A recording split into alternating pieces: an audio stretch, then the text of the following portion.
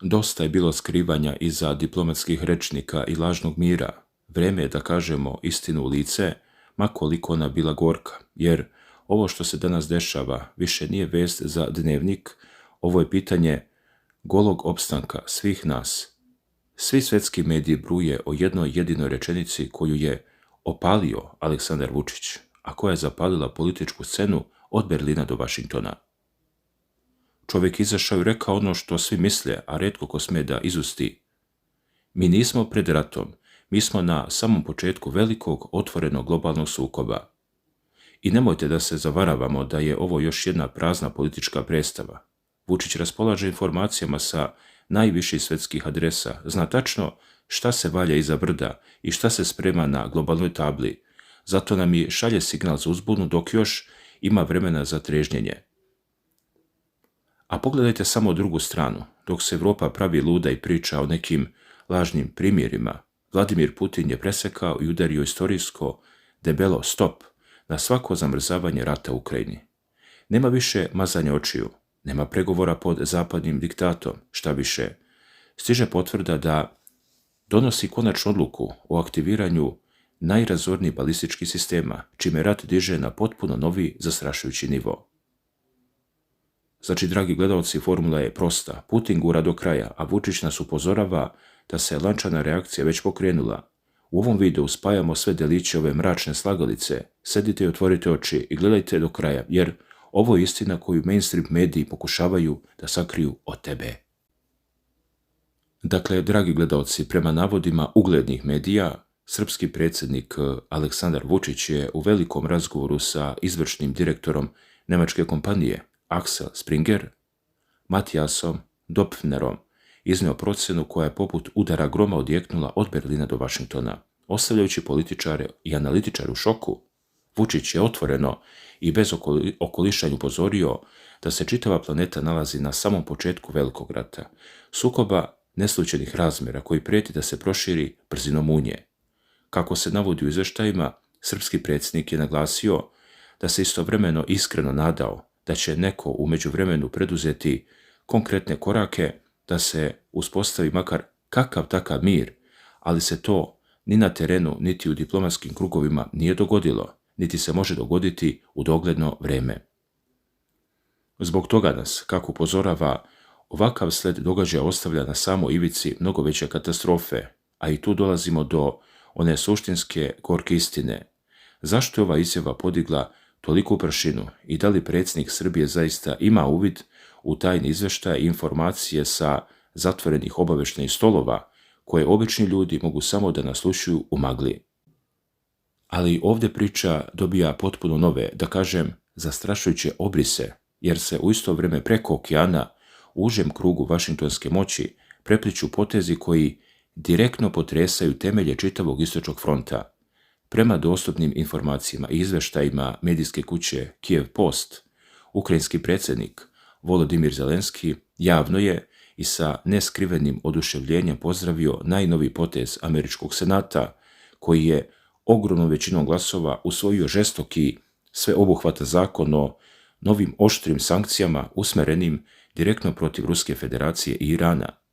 Zelenski je taj politički manevar iskoristio da pošalje dramatičnu poruku cijelom svetu, naglašavajući da se Ukrajina suočava sa svakodnevnim smrtonosnim prijetnjama bez presedana. Dalje, Volodimir Zelenski je direktno povezao Vašington i goruću potrebu za odbranom golih života, ističući da je Ukrajini pod hitno potrebno više naprednih protivvazdušnih sistema i presretača tipa Patriot, jer, kako tvrdi ruski lider Vladimir Putin, upravo polaže svoju posljednju odlučujuću opkladu na razorne balističke rakete kako bi po svaku cenu i svim raspoloživim sredstvima produžio ovaj rat u nedogled, tvrdi. Međutim, sa druge strane, diplomatske i vojne linije vatre, zvanična Moskva šalje potpuno drugačiju, hladnu i beskompromisnu poruku koja ne ostavlja nimalo prostora za lažne iluzije. Prema navodima ruske državne novinske agencije TASS, zamjenik ruskog ministra spoljnih poslova Mihail Galuzin izričito i bez ikakve zadrške je odbacio bilo kakvu mogućnost takozvanog zamrzavanja rata u Ukrajini, ukoliko zapadne sile i Kijev ne otklade ono što u Moskvi nazivaju osnovnim uzrocima čitave ove duboke geopolitičke krize. Galuzin je rezolutno naglasio da prema višestruko ponovljenim rečima predsjednika Vladimira Putina nikakav prekid vatre ili privremeni mir jednostavno nije moguć bez ispunjenja širih, strateških, političkih i teritorijalnih ciljeva Rusije. Šta više, ruska strana je u svojim zvaničnim istupima oštro osudila masovnu zapadnu vojnu pomoć, nazivajući udare ukrajinskih snaga na teritoriju unutar Ruske federacije klasičnim terorističkim aktima, dok je na sve to predsjednik Aleksandar Vučić u intervjuu za Axel Springer otvoreno poručio zapadnim partnerima da Europa zapravo već naveliko i duboko vodi hibridni rat protiv Ruske federacije. Prema navodima medija, srpski predsjednik je tada postavio jednostavno, ali neprijatno pitanje evropskim moćnicima. Ako ste naoružali Ukrajinu do zuba, uveli bezbroj paketa najtežih sankcija i obezbedili ogromnu, višestruku financijsku podršku Kijevu, šta je to ako nije direktan hibridni rat protiv Moskve? Istovremeno, Vučić je podsjetio da se Rusija, kao neprikosnovena nuklearna sila, ne može tek tako napasti, poraziti ili satrti preko noći, te da je umjesto suludog insistiranja na potpunom vojnom porazu jedne strane preko potrebno tražiti kompromisno rješenje koje će spriječiti totalni globalni kolaps. I baš tu nastaje onaj najveći nerazrešivi problem, jer iskrenog i održivog kompromisa na vidiku nema ni u tragovima.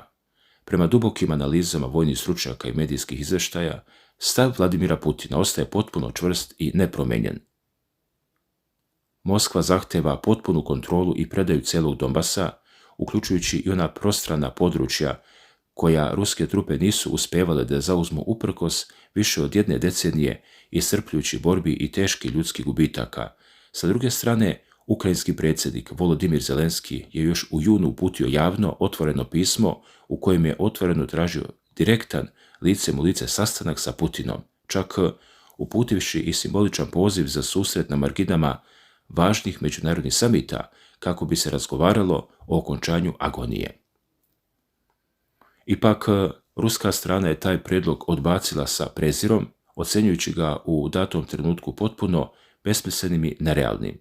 Kada je reč o široj slici svijeta i novim globalnim igračima, predsjednik Vučić je u pomenutim intervjuima ponudio fascinantnu i zabrinjavajuću makrogeopolitičku viziju naše bliske budućnosti.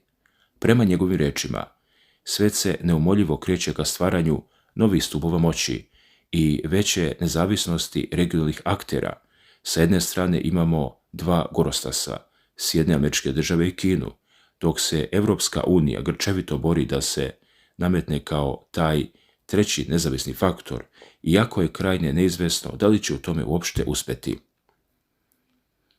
Pored njih, Rusija, Indija i druge moćne kontinentalne sile predstavljaju četvrti stup, dok će formiranje novih regionalnih saveza poput onog između Turske, Pakistana i Saudijske Arabije stvoriti potpuno drugačiju atmosferu i tektonske podjele na globalnoj mapi.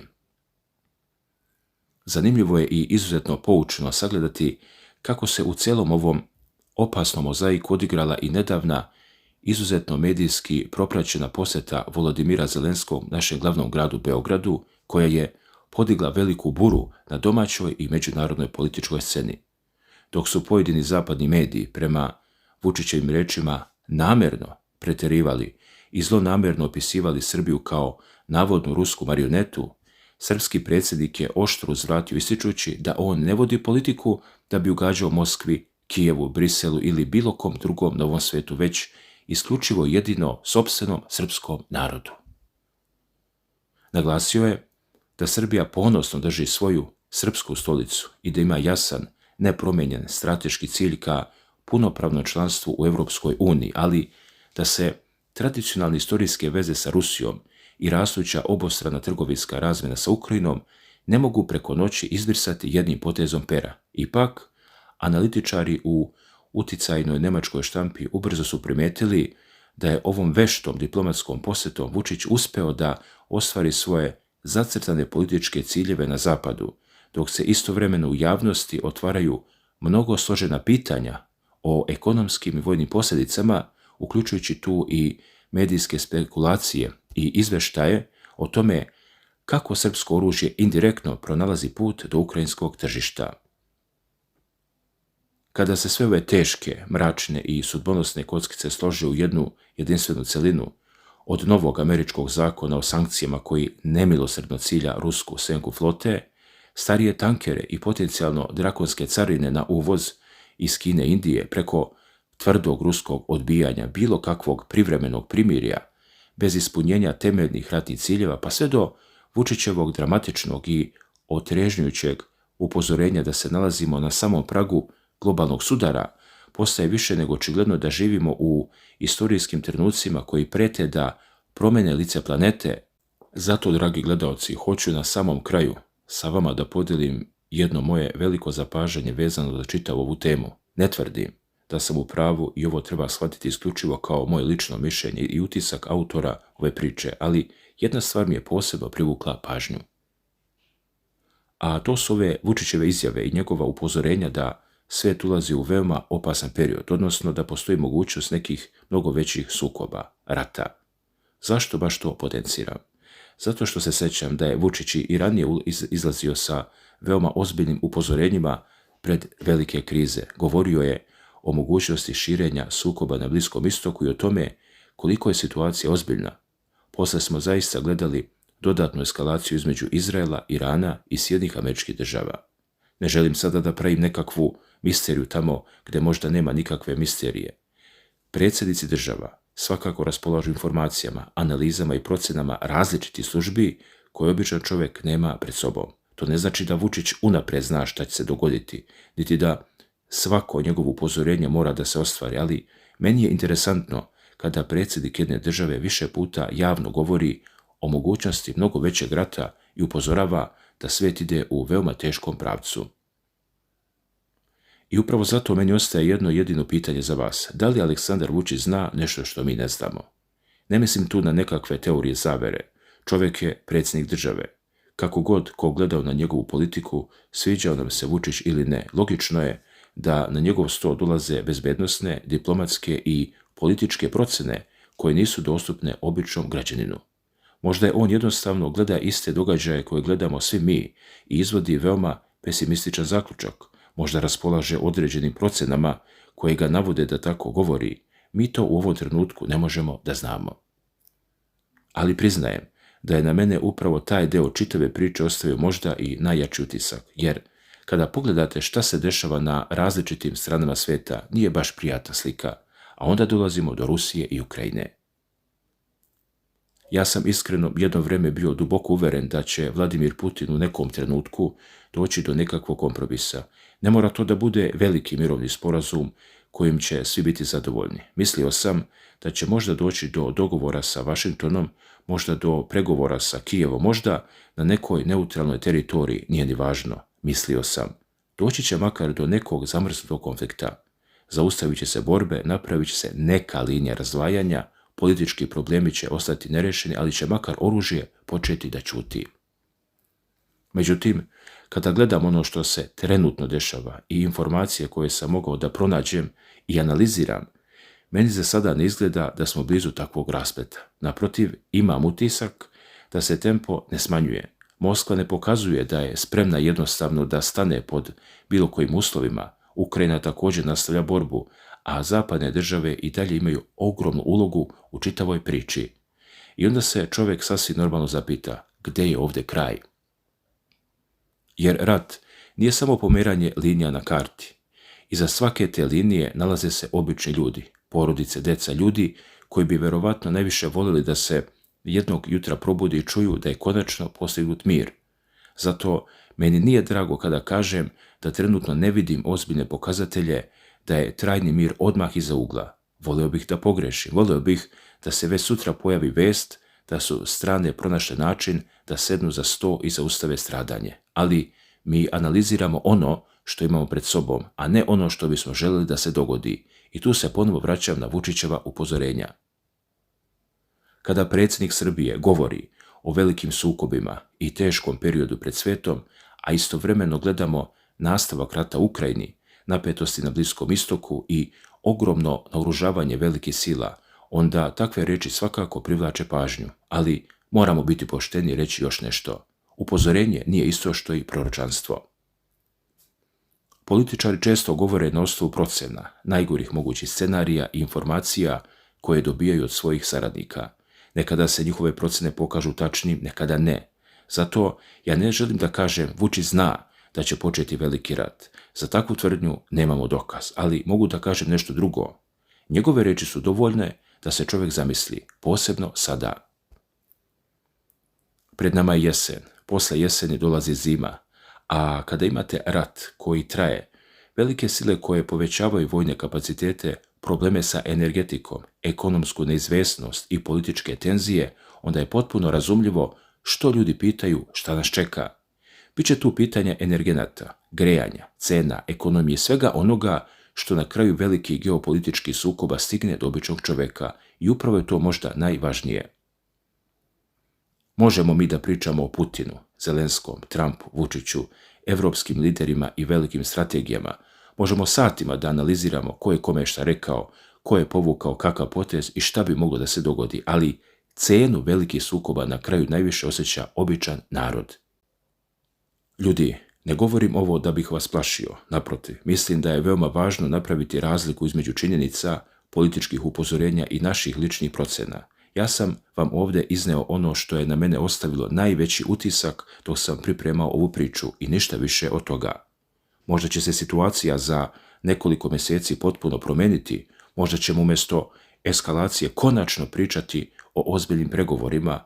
U politici se nekada stvari promene bukvalno preko noći, ali u ovom trenutku meni situacija ne deluje nimalo jednostavno. Zato ću završiti upravo onim pitanjem sa početka. Kako vama sve ovo deluje? Da li Vučić možda zna nešto što mi još ne znamo ili jednostavno gledajući stanje u svijetu informacije kojima raspolaže upozorava na najgori mogući scenario? To je pitanje koje ostavljam vama. Ja se samo nadam da će ovog puta najcrnije prognoze ostati samo prognoze, jer svetu je posljednje što treba još jedan veliki rat. Dosta je sukoba, dosta je stradanja i dosta je neizvesnosti. A do tada, dragi prijatelji, oprezno sa velikim zaključcima, ali isto tako pažljivo slušajmo šta govore ljudi koji se nalaze na mestima na kojima do njih dolazi mnogo više informacija nego od običnog čoveka, jer ponekad jedna rečenica danas dobije potpuno drugačije značenje nekoliko nedelja ili mjeseci kasnije. Svako dobro.